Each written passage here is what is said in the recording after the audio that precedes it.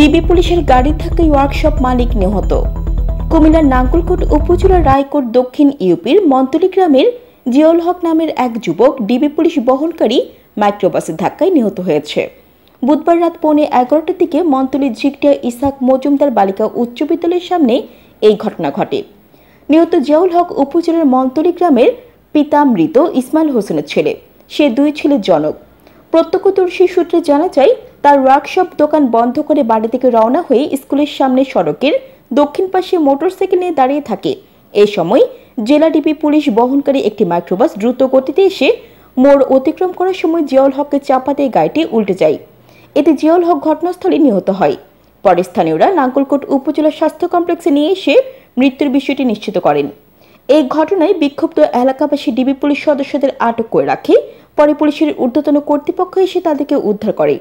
এই রিপোর্ট লেখা পর্যন্ত থানায় কোনো মামলা হয়নি। এই নিউজ 24 টিভি। আমরা এই ধরেন এটা হলো এক মোড়, ওইটা হলো সামনে মোড়। আমরা সামনে মোড় হাঁস মস্কারি করতেছি। বাসির ভাই, সুমন ভাই, ওনার নিয়ে একটা বোটাবুটি বা নির্বাচনে পরিচালনা করতেছে, আমরা ওয়াইসি করতেছি। উনিও হাসতেছে যে এখন মৃত্যুবরণ করছে জিয়াউল হক রহমান। ওনার নাম হলো জিয়াউল হক। ওনার ছোটোখাটো একটা ব্যবসা আছে, দুটো মেয়ে আছে।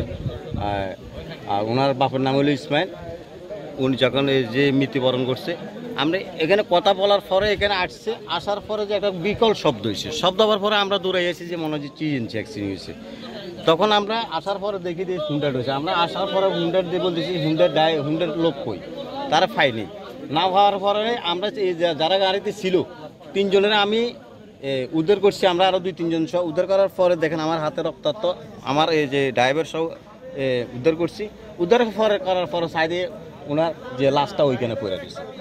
উনি এখনো মারা যায়নি, জিও এখনো মারা যায়নি। তার এখান থেকে ফাইটে গেছে।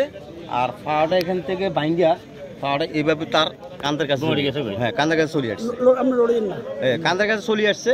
আসার পরে আমরা তো এখন যে মনে করেন অ্যাক্সিডেন্ট